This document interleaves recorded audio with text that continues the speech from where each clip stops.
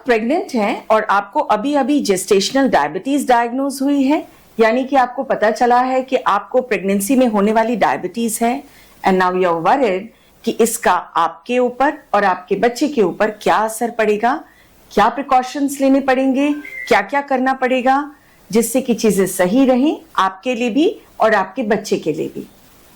नमस्कार, मेरा नाम है डॉक्टर शालिनी अग्रवाल। आइए आज डिस्कस करते हैं जेस्टेशनल डायबिटीज प्रेगनेंसी में, यानी diabetes of pregnancy. Let us discuss about it. तो पहले समझते हैं कि जेस्टेशनल डायबिटीज है क्या और क्या यह एक्चुअली और लोगों में होने वाली डायबिटीज ही है। तो जेस्टेशनल डायबिटीज वो डायबिटीज होती है जो आपको सिर्फ प्रेगनेंसी के दौरान डेवलप होती है, यानी कि आपको पहले से डायबिटीज नहीं होती, परंतु अगर आप प्रेग्नेंट हो जाती हैं तो ये पता चलता है कि आपकी बॉडी आपकी शुगर्स को सही तरीके से रेगुलेट नहीं कर पा रही और आपकी शुगर्स बढ़ने लगी हैं। इस चीज को हम लोग जेस्टेशनल डायबिटीज या जीडीएम कहते हैं। अब इससे प्रॉब्लम क्या है, सबसे पहला सवाल ये उठता है। जेस्टेशनल डायबिटीज या जीडीएम होने से मां और बच्चे दोनों के ऊपर काफी तरीके का बुरा असर पड़ सकता है। बच्चे के ऊपर इसका असर पड़ता है कि उसकी ग्रोथ में या तो बहुत ज्यादा उसकी ग्रोथ होने लगती है या उसकी ग्रोथ कम होने लगती है, यानी कि बच्चे का जितना वजन होना चाहिए ये उससे ज्यादा बढ़ने लगता है या कभी कभी बच्चे की वजन कम हो जाती है। बच्चे के चारों तरफ जो पानी होता है वो बढ़ जाता है अक्सर, जिसे हम पॉलीहाइड्रोअमनियोस कहते हैं, और किसी किसी सिचुएशन में बच्चे के चारों तरफ होने वाला पानी ये कम होने लगता है। दोनों ही सिचुएशंस ठीक नहीं है, बच्चे की ज्यादा ग्रोथ होना या पानी का ज्यादा बढ़ना, या बच्चे की कम ग्रोथ होना या पानी का पेट के अंदर ही कम हो जाना। दोनों ही तरह की चीजें बच्चे के लिए अलग अलग प्रॉब्लम्स लेके आती हैं। इसका संबंध बच्चे के जब पेट में बच्चा आपके अंदर है उसके साथ भी है, और इसका संबंध उस समय के बाद भी है जब बच्चा बाद में पैदा होता है, यानी कि आगे तक लेटर ऑन लाइफ में जाकर भी डायबिटीज का असर आपके बच्चे के ऊपर पड़ता है। उसकी ग्रोथ यानी उसके ग्रोइंग ईयर्स में उसकी ग्रोथ में प्रॉब्लम आ सकती है, बच्चा ओबीज हो सकता है, ब्लड प्रेशर डेवलप हो सकता है, डायबिटीज डेवलप हो सकती है, या इवन लेटर ऑन लाइफ में जाकर, यानी कि जब हम बड़े हो जाते हैं, मिडिल एज में पहुंच जाते हैं, 40s में पहुंच जाते हैं, तब भी जो हमें डायबिटीज होती है उसका ओरिजिन उस समय से हो सकता है जब हम अपनी माँ के पेट में थे। यानी कि अगर माँ के पेट में बच्चा है और उसकी शुगर्स कंट्रोल नहीं की गई तो उसका असर उसकी पूरी लाइफ के ऊपर पड़ता है, और इसीलिए इंपॉर्टेंट है कि हम अपनी शुगर्स को ड्यूरिंग प्रेगनेंसी सही तरीके से मेंटेन करके चलें। साथ ही में इसका असर माँ के ऊपर भी पड़ता है, उनका वजन भी प्रेगनेंसी में बहुत ज्यादा बढ़ सकता है, उनको प्री एक्लैम्सिया यानी कि ब्लड प्रेशर डेवलप हो सकता है, पेट में पानी ज्यादा हो सकता है, इसके कारण वो टाइम से पहले लेबर में जा सकती हैं, यानी कि प्री टर्म लेबर होने का रिस्क बढ़ जाता है। तो इस तरह की अलग अलग प्रॉब्लम्स माँ को भी प्रेगनेंसी के दौरान हो सकती हैं यदि उसको डायबिटीज होती है प्रेगनेंसी की। बहुत रेयर सर्कमस्टांसेस में अगर शुगर्स बिल्कुल कंट्रोल में नहीं है, बहुत ज्यादा बढ़ी हुई हैं, तो कभी कभी अनफॉर्चुनेटली बच्चे की पेट में मृत्यु भी हो सकती है। ये ऑफ कोर्स रेयर है, हमें इससे डरना नहीं है, बट डेफिनेटली समझना है इसकी इंपॉर्टेंस कि हम अपनी शुगर्स को प्रेगनेंसी में कंट्रोल करके क्यों चलें। अब सवाल उठता है ये होता ही क्यों है, मुझे डायबिटीज ऑफ प्रेगनेंसी या जीडीएम क्यों हो गई।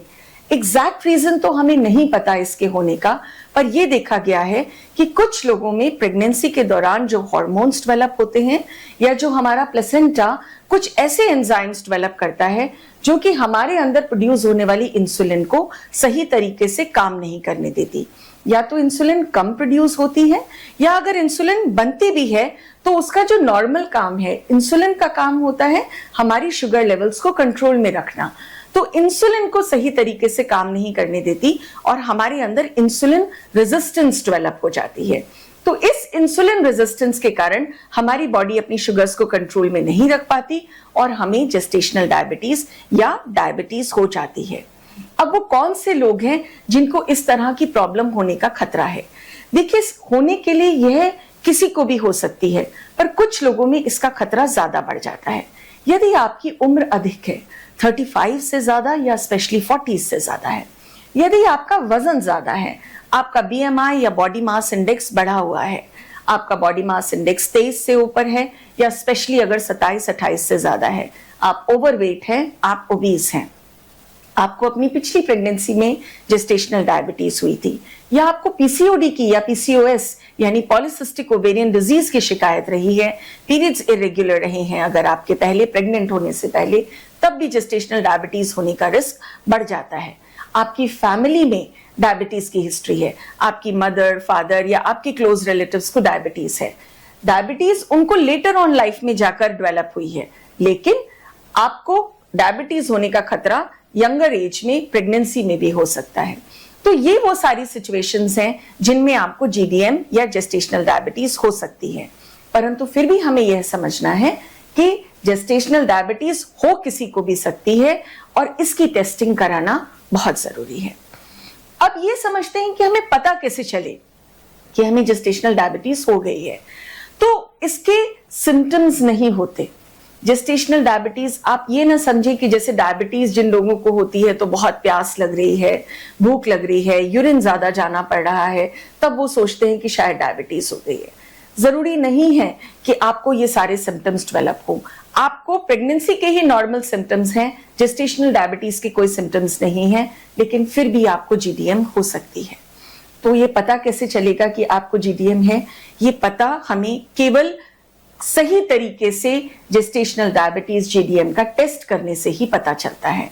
तो इसका टेस्ट क्या है? इसके टेस्ट को हम कहते हैं जीटीटी यानी कि ग्लूकोज टॉलरेंस टेस्ट, यानी कि आपकी बॉडी ग्लूकोज को कितना अच्छी तरीके से टॉलरेट कर पाती है, ग्लूकोज लेने के बाद आपके शुगर लेवल्स क्या रहते हैं, वो हमें बताता है कि आपको जीडीएम है या नहीं है। ज्यादातर देखा गया है कि GDM second half of pregnancy में होती है, परंतु हम देख रहे हैं आजकल कि जीडीएम अर्ली प्रेगनेंसी में भी आना शुरू हो गई है। इसलिए बहुत जरूरी है कि आपके प्रेगनेंसी टेस्ट्स में जीटीटी का टेस्ट भी किया जाए। अब जीटीटी का टेस्ट किस प्रकार से किया जाता है? इसके लिए सबसे पहले खाली पेट आपका शुगर का सैंपल लिया जाता है। उसके बाद आपको 75 ग्राम ग्लूकोज पीने के लिए दिया जाता है। नॉर्मल खाना खाने के बाद आपकी शुगर कितनी है, यानी कि पोस्ट प्रैंडियल या पीपीडीएस कितना है, यह हम नहीं देखते।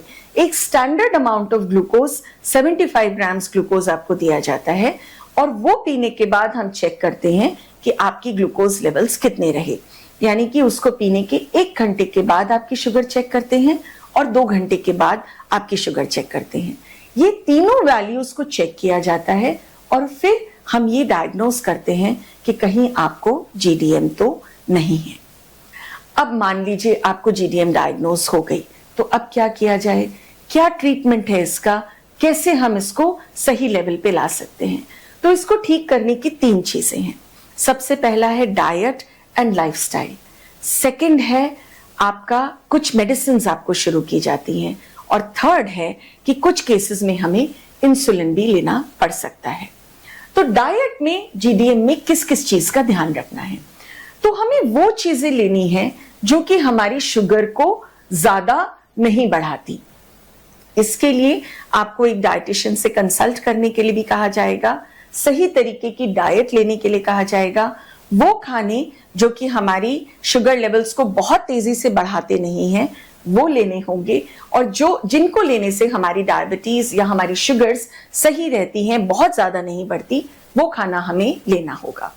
इसमें आते हैं कॉम्प्लेक्स कार्बोहाइड्रेट्स, इसमें आते हैं लीन प्रोटीन्स, कुछ ऐसे फ्रूट्स जिनका ग्लाइसेमिक इंडेक्स ज्यादा नहीं है, कुछ इसी तरह की सब्जियां जो आपका शुगर बहुत ज्यादा नहीं बढ़ाती, वो खाने हमें लेने के लिए कहा जाता है। तो कॉम्प्लेक्स कार्बोहाइड्रेट्स में आ जाते हैं जैसे हम कहते हैं मिलेट्स या श्री अन्न, वो खाना, वो कार्बोहाइड्रेट्स जिनमें छिलका है, यानी कि हम अवॉइड करते हैं बहुत ज्यादा वीट का खाना। हमें लेने चाहिए जौ, बाजरा, रागी, इस तरह की चीजें। स्पेशली अवॉइड करना है मैदा और सूजी, जो कि बहुत सिंपल कार्बोहाइड्रेट्स है, इनका छिलका निकाल दिया गया है, तो जैसे ही हम इन्हें खाते हैं तो हमारी शुगर्स बहुत ऊपर चली जाती हैं। तो मैदा और सूजी, ये चीजों को डेफिनेटली अवॉइड करना है। हम वीट यानी कि हम गेहूं ले सकते हैं, लेकिन कोशिश करना है जितना उसमें चोकर मिला हुआ हो, यानी जितना छिलका हो उतना अच्छा है। इसी के साथ हम और भी आटे जैसे कि चने का आटा, बेसन या और चीजें अगर हम मिलाएंगे तो हम देखेंगे कि हमारी शुगर्स उतनी ज्यादा बढ़ती नहीं है। राइस भी अगर लेना है तो थोड़ी मात्रा में, या ब्राउन राइस या पार बॉइल्ड राइस जो हमारी शुगर ज्यादा नहीं बढ़ाता वो लेना चाहिए। साथ साथ हमें लेने चाहिए वो प्रोटीन्स जो कि बहुत ज्यादा फैट में रिच नहीं है, यानी कि हम अगर एग्स लेते हैं तो एग येलो अवॉइड करते हैं, वो हम मीट अवॉइड करते हैं जिसके अंदर बहुत ज्यादा फैट है, यानी कि बीफ, मटन, वो वाले फैट्स हम अवॉइड, वो वाले प्रोटीन्स हम अवॉइड करते हैं। इसी तरह ऑयल और फैट्स की मात्रा बिल्कुल न के बराबर होनी चाहिए खाने में। टोटल 2 चम्मच तेल आइडियली जाना चाहिए शरीर में, जो कि हम किसी भी सब्जी को बनाने में, खाने को बनाने में इस्तेमाल करते हैं। यानी चुपड़ी हुई रोटी अवॉइड करनी है। घी, मक्खन, किसी भी प्रकार का तेल, चाहे कड़ू तेल हो, चाहे ऑलिव ऑयल हो या कोकोनट ऑयल हो, any oil will increase the amount of glucose in our blood. इसीलिए जरूरी है कि इन सब चीजों की मात्रा कम रखें। फ्राइड फूड्स, पूड़ी, भटूरे या पराठे, ये हमें अवॉइड करने हैं अपने खाने में। कौन सी सब्जियां है ले सकते हैं? ज्यादातर सब्जियां ले सकते हैं, एक्सेप्ट अवॉइड करनी है वो जो कि रूट वेजिटेबल्स हैं, यानी जो कि जमीन के नीचे उगती हैं। आलू, अरबी, जिमीकंद, इन सब के अंदर कार्बोहाइड्रेट, स्टार्च की मात्रा बहुत ज्यादा है, तो इनको अवॉइड करना है। ले सकते हैं हर प्रकार की ग्रीन वेजिटेबल्स, बीन्स, गोभी, बैंगन, ये सारा खाना हम बहुत आराम से खा सकते हैं। मटर की मात्रा भी थोड़ा कम रखते हैं। फ्रूट्स में अगर आ जाएं तो फ्रूट्स में अगेन हमें वो खाने हैं जो कि हमारा बहुत ज्यादा शुगर ना बढ़ाएं। हम बहुत आराम से ले सकते हैं किसी भी प्रकार के सिट्रस फ्रूट्स, यानी कि ऑरेंजेस, मौसमी, नाशपाती, पियर, है ना, आलू बुखारे, ये सारे फल जो हैं ये हमारी शुगर्स को ज्यादा नहीं बढ़ाते। जामुन ले सकते हैं, पपाया ले सकते हैं, हम ले सकते हैं बेरीज, यानी कि स्ट्रॉबेरी हो गया या चेरीज हो गया। ये सारे फ्रूट्स बहुत ज्यादा शुगर्स को बढ़ाते नहीं हैं। कौन से फ्रूट अवॉइड करने हैं?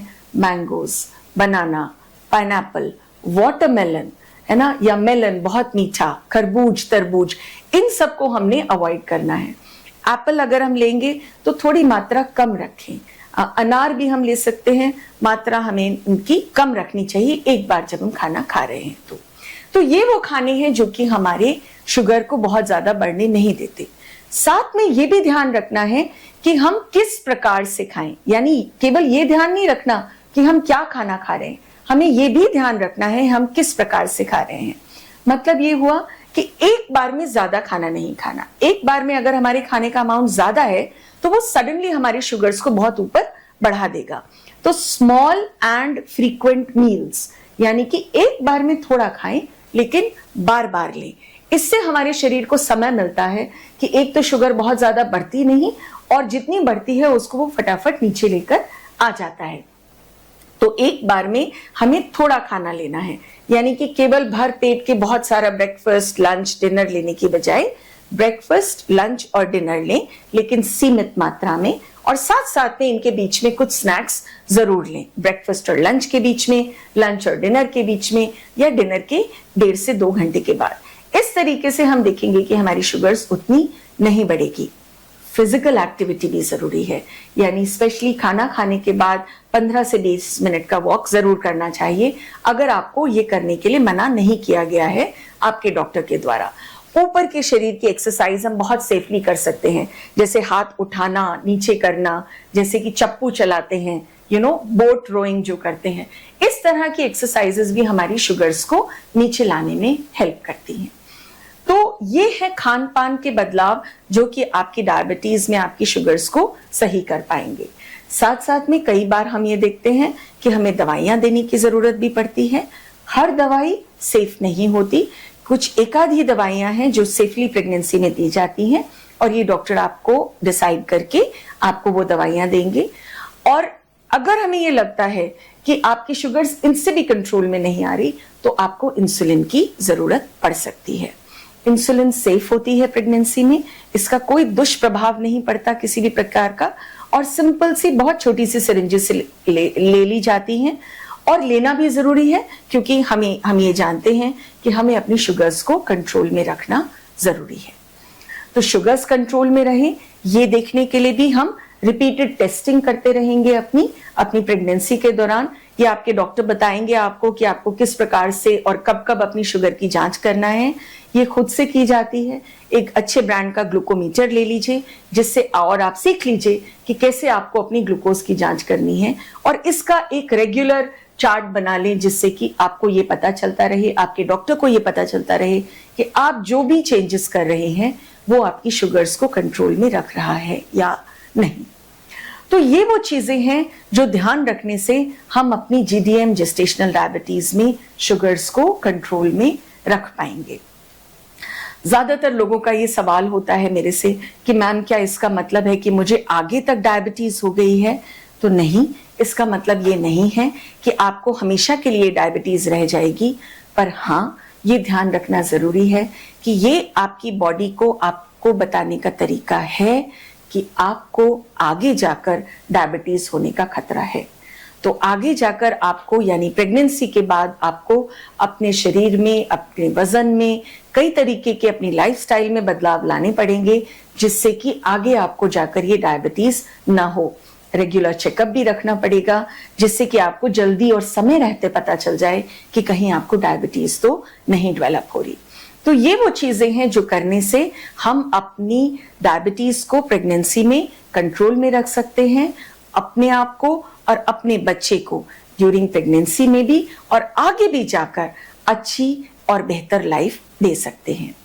तो ये सारी छोटी छोटी चीजें हैं जिनका आप ख्याल रखें। यदि आपके मन में और भी कोई डाउट है तो हमें जरूर कमेंट सेक्शन में बताएं, हम जरूर आपकी क्वेरीज को आंसर करने की कोशिश करेंगे। और इसी तरीके से हमें सब्सक्राइब करें